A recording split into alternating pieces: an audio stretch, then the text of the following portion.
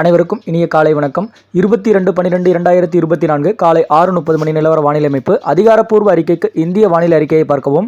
வங்கக்கடலில் நிலவி வரும் அந்த ஆழ்ந்த காற்றழுத்த தாழ்வு பகுதியானது தற்பொழுது தாழ்வு மண்டலம் என்ற நிலையை அடைந்திருக்கிறது. இது சென்னைக்கு வடகிழக்கு புறமாக 650 கிலோமீட்டர் அளவுக்கு அப்படின்ற மாதிரி தோராயமாக இருக்கிறது. நெல்லூருக்கும் 630 கிலோமீட்டர் அளவிற்கு அப்படின்ற மாதிரி நிலவி வருகிறது.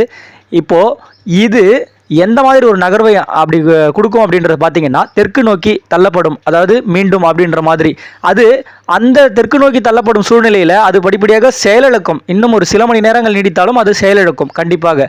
இது செயலிழந்த பொழுது அது தென்மேற்கு திசையாக அப்படின்ற மாதிரி மீண்டும் இன்றைக்கு ஃபுல்லாக ஒரு தெற்கு நோக்கி ஒரு 2 மணி நிலவரம் 3 மணி நிலவரம் வரைக்கும் அப்படி இருந்தாலும் தென்மேற்கு திசையாக மீண்டும் அது நகரத் தொடங்கும்.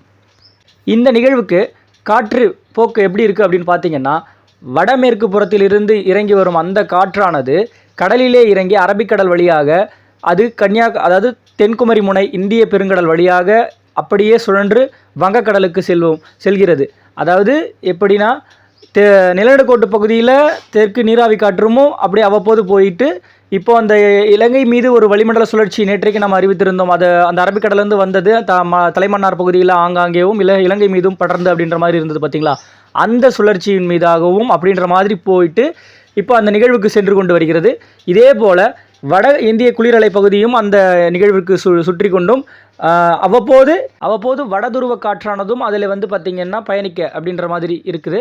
இந்த நிகழ்வு ஏன் அப்படி செயலிழக்கக்கூடும் அப்படின்றது நம்ம எதிர்பார்க்கப்படுகிறது அப்படின்னா, இந்த வெப்பநீராவி காற்றானது பார்த்திங்கன்னா இதுக்கு தடைப்படும் என ஏற்கனவே சொல்லியிருக்கோம். 26 தேதியில் பார்த்திங்கன்னா ஒரு நிகழ்வானது சுமத்ரா தீவு அருகே உருவாகிறது. அது எங்கிருந்து வருது, தென்சீன கடல் நிகழ்வு அப்படின்ற மாதிரி அது சுமத்ரா தீவு அருகே உருவாவதால் அந்த வெப்பநீராவி காற்று இதை நோக்கி பயணிக்க தொடங்குவதால் இதுக்கு போகிறதுக்கு வாய்ப்பு கம்மியாக இருக்காது. வறண்ட காற்று மட்டுமே அது உள்ள நுழையிறதால கண்டிப்பாக அது தமிழக கரை அருகே நெருங்க அது செயலிழக்கும் என எதிர்பார்க்கப்படுகிறது. கரை அருகே வந்தாவது இல்லை கரை ஏரியாவது அப்படின்ற மாதிரி செயலிழக்கும் கண்டிப்பாக.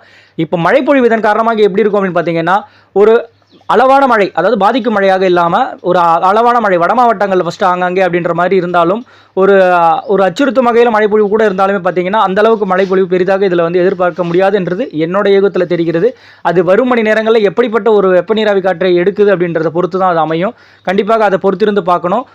இப்போதைக்கு அது ஒரு அளவான மழையாகவும் பாதிக்கும் மழையாக இல்லாமல் அவ்வப்போது உள் மாவட்டங்கள் வரைக்குமே பரவி அப்படின்ற மாதிரி இருக்கக்கூடிய ஒரு வகையில் அப்படின்ற மாதிரி இருக்குது.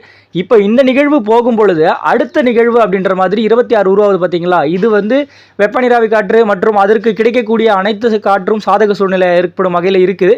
இருந்தாலும் அதுக்கும் வடதுருவ காற்று அப்படின்ற மாதிரி வராத பட்சத்தில் அது பாதிக்கப்ப அடையாத வாய்ப்பு இப்போதைக்கு தெரியல. இந்த நிகழ்வு வடமேற்கு திசையில் நோக்கி அப்படின்ற மாதிரி வடமேற்கு இல்லை மேற்கே ஃபஸ்ட்டு எடுத்து வரும். கண்டிப்பாக இலங்கைக்கு தென்கிழக்கு புறமாக அமையும் அப்படின்றது எதிர்பார்க்கப்படுகிறது. இதன் காரணமாக மழைப்பொழிவு இந்த மாத இறுதி நாட்களில் அப்படின்ற மாதிரி தொடங்குறதுக்கான வாய்ப்பு இருக்கிறது. அதுவும் பார்த்திங்கன்னா ஒரு நல்ல மழைப்பொழிவு அப்படின்ற மாதிரி தெரிகிறது கண்டிப்பாக. இப்போ இந்த நிகழ்வு மழைப்பொழிவை கொடுத்து கொண்டு அப்படின்னு செல்லும் பொழுது 2 நாட்கள் 1 நாட்கள் இடைவெளி கொடுத்தாலும் அப்படின்ற மாதிரி அடுத்த மழைப்பொழிவானது அப்படின்ற மாதிரி இணையறதுக்கான வாய்ப்பு இருக்கிறது. இந்த 26 தேதியில் சுமத்ரா தீவு அருகே உருவாகிற நிகழ்வு அது எப்படிப்பட்ட நகர்வு அப்படின்றது பார்த்தீங்கன்னா வட இலங்கை ஒட்டி அமையறதுக்கான வாய்ப்பும் இருக்கிறது. தமிழக கரையோரம் பார்த்தீங்கன்னா 27-28 டிகிரி செல்சியஸ் அளவிற்கு இந்த வெப்பநிலையும் மற்றும் வெப்ப நீரோட்ட பகுதிகளும் சாதக சூழ்நிலையாக இருக்கிறது.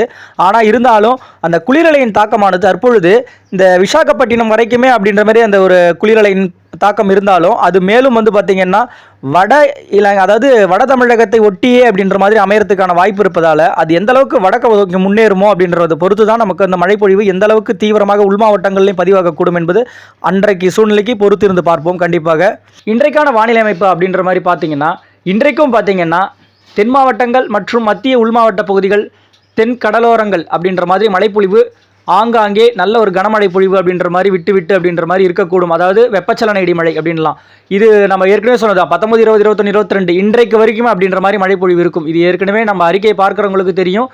அந்த மழைப்பொழிவானது நாளை முதல் படிப்படியாக அப்படின்ற மாதிரி குறையறதுக்கான வாய்ப்பு இருக்கிறது. இது கண்டிப்பாக இன்றைக்கு ராமநாதபுரம் மாவட்டம், புதுக்கோட்டை மாவட்டம், மதுரை உள்ளிட்ட அதாவது தெற்கு பகுதியாக திருச்சி மாவட்டத்திற்கு வடக்கு பார்த்தீங்கன்னா அந்த நாமக்கல் இடைப்பட்ட அந்த கரூர் இன்றைக்கு அதாவது நேற்று எங்கெங்கெல்லாம் பொழிந்ததோ அவங்களுக்கு வாய்ப்பு இருக்கிறது. அவ்வப்போது இந்த மாவட்டத்து தென் மாவட்டங்களில் அதாவது தூத்துக்குடி மற்றும் திருநெல்வேலி உள்பகுதியில் ஆங்காங்கே என்றைக்கு எதிர்பார்க்கப்படுகிறது எக்ஸ்ட்ரா. அப்போ இப்படிப்பட்ட ஒரு மழைப்பொழிவு இருக்கும் சூழ்நிலையில் ஓரிரு நாட்கள் அப்படின்ற மாதிரி விலகக்கூடும். அது விலகினாலும் இந்த நிகழ்வு தமிழக கரை அருகே நோக்கி வரும் பட்சத்தில் ஆங்காங்கே மீண்டும் வடகடலோரங்கள் முதல் தொடங்கும் மழையானது படிப்படியாக தெற்கு நோக்கி இது வரும்பொழுது மழைப்பொழிவு ஆங்காங்கே மறுபடியும் பதிவாகக்கூடும். நேற்றிரவு மழைப்பொழிவு நம்ம எங்கெங்கே அப்படின்றது நேற்றுக்கே ஒரு அறிக்கை கொடுத்துருந்தோம். அதுக்கு பிறகு பார்த்தீங்கன்னா திருச்சியில் ஒரு நல்ல வலுவான மழைப்பொழிவாக, அதாவது எங்கிருந்து ஆரம்பிச்சது, ஈரோடு நாமக்கல் மாவட்டத்தில் அப்படின்ற மாதிரி, கரூர் மாவட்டத்தின் வழியாக அப்படின்ற மாதிரி மழைப்பொழிவு உருவாகி அப்படியே திருச்சியை நோக்கி அப்படின்ற மாதிரி மழைப்பொழிவு படையெடுத்தது. உண்மையிலே நல்ல ஒரு மழைப்பொழிவு கொடுத்துருக்கும் எனக்கு தெரிகிறது. அது எந்த அளவுக்கு மழைப்பொழிவு கொடுத்துருக்கிறது, எப்படிப்பட்ட ஒரு பதிவாக இருக்குது அப்படின்றது பார்த்திங்கன்னா மதிய அறிக்கையில் எந்த அளவுக்கு எவ்வளோ பேஞ்சிருக்குன்னு சொல்கிறேன். அதேமாதிரி கிருஷ்ணகிரி தருமபுரி மாவட்டத்திலையும் ஒரு நல்ல மழைப்பொழிவு கொடுத்துருக்கிறது வாய்ப்பு தெரிகிறது. தற்பொழுது இந்த அதிகாலை வேளையில் கூட பார்த்திங்கன்னா சேலம் மாவட்டத்தில் ஆங்காங்கேவும் இந்த கள்ளக்குறிச்சி இடைப்பட்ட பகுதிகளில் ஆங்காங்கே ஒரு மழைப்பொழிவு அப்படின்ற மாதிரி பதிவாகிறது கூட தெரிகிறது. தொண்டி இடைப்பட்ட அந்த தென் கடலோர மாவட்டங்களில் ஓரிரு இடங்கள்லையும் மயிலாடுதுறை பகுதிகளில் ஓரிரு இடங்கள் அப்படின்ற மாதிரி பதிவாகிறதுக்கான வாய்ப்பு தெரிகிறது.